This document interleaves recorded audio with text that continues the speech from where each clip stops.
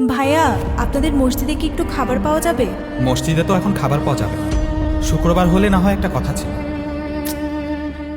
আসলে আমি 2 দিন ধরে কিছুই খাইনি, যদি একটু খাবারের ব্যবস্থা করে দিতেন।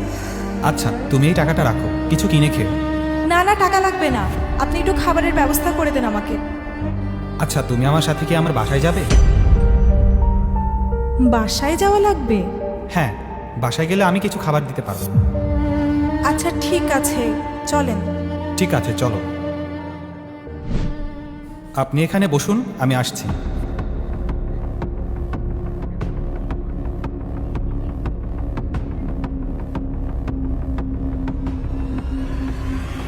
ভাইয়া, বাসায় কি বাড়তি কোনো খাবার আছে? কেন, কি হয়েছে? আসলে আমার সাথে একটা মেয়ে এসেছে, ও 2 দিন ধরে কিছুই খায়নি। মেয়ে এসেছে মানে? মেয়ে কোথা থেকে আসলো? ওই মসজিদের সামনে থেকে দেখা হয়েছিল। বাড়িতে আনার কি দরকার ছিল? 2-5 টাকা দিয়ে দিতি। আসলে আমি তো ওকে টাকা দিতে চেয়েছিলাম, কিন্তু ও টাকা নেয়নি। বললো 2 দিন ধরে কিছুই খায়নি, তাই ভাবলাম সাথে করে বাসায় নিয়ে আসে। বাসায় তোর ভাবি নেই, এখন যদি পাড়ার লোকজন দেখে কি ভাববে? এসব হুঁশ আছে তোর?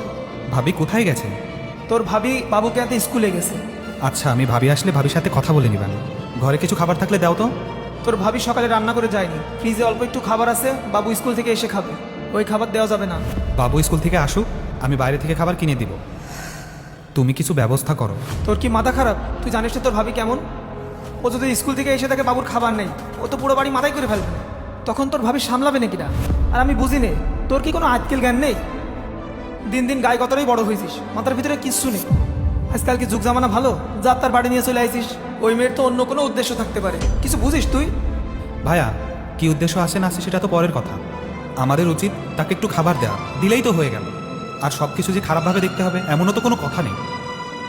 হতেও তো পারে ওই মেয়েটার মাধ্যমে আল্লাহ তাআলা আমাদেরকে পরীক্ষা করছে। চুপ কর বিয়াদব, বড় ভাইয়ের মুখে মুখে তর্ক।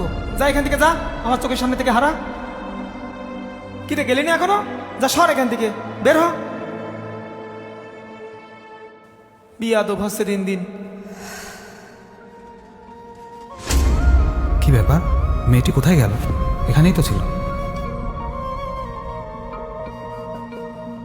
প্রিয় দর্শক, আল্লাহ পাক সূরা মাউনের মধ্যে বলছেন, আপনি কি তাকে দেখেছেন যে বিচার দিবসকে অস্বীকার করে? সে তো সেই ব্যক্তি যে এতিমকে গলা ধাক্কা দেয় এবং অভাবগ্রস্তকে খাবার দানে নিরুৎসাহিত করে। সুতরাং তার জন্য রয়েছে চরম দুর্ভোগ।